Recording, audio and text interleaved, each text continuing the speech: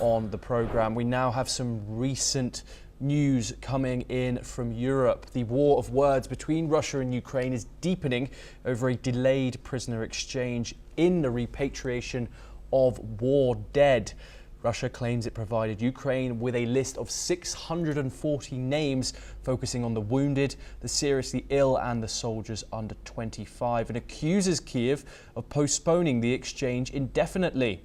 Moscow also announced a large-scale humanitarian operation to return the bodies of more than 6,000 fallen Ukrainian soldiers. But Kyiv is pushing back. On Saturday, Ukraine's coordination headquarters denied Russia's accusations, saying no date has yet been set, and claimed that Moscow is not following through on agreed terms.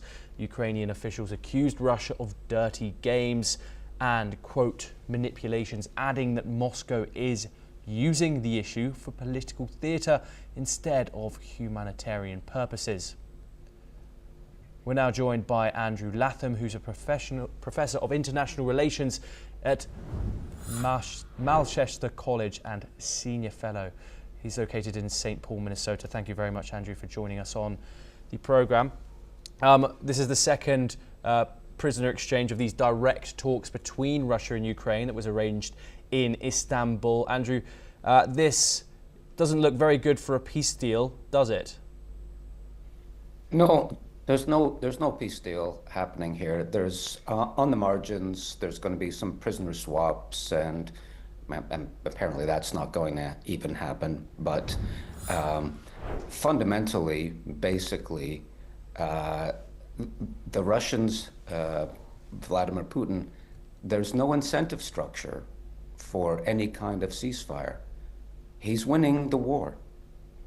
And the longer he can delay and put things off, the better it is for him and for Russia in terms of their national interests. I'm not an apologist for Putin or for Russia, but I am looking at this from a 30,000-foot perspective. And I see what's going on, and I see who's winning the war. It's Russia. And the Ukrainians are just not in a position to even, I'm sure that Volodymyr Zelensky would love to have a ceasefire, but he's not going to get one because he's on the losing end of a military dynamic.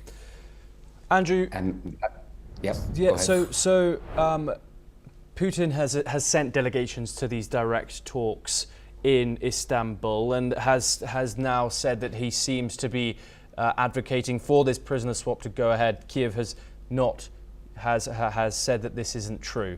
Do you think that the fact that Putin is attending these talks is sort of to appease Donald Trump, and he's not serious about even a temporary ceasefire, let alone a prolonged one?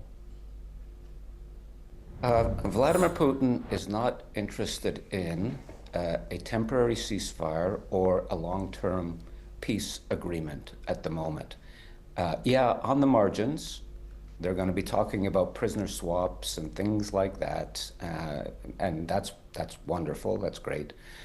But as I said earlier, fundamentally, bottom line, the Russians are winning the war incrementally, step by step, and therefore have no incentive. There's no incentive structure that would lead them to agree to a ceasefire. Putin is going to fight this war until he gets the 4 oblasts that he wants, until he gets a demilitarized, neutralized Ukraine. He's not going to stop. And I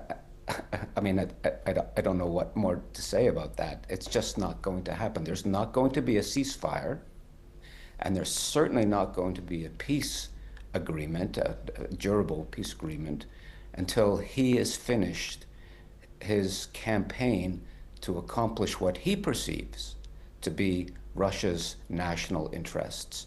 It's just not going to happen. Andrew Latham, thank you very much for joining us.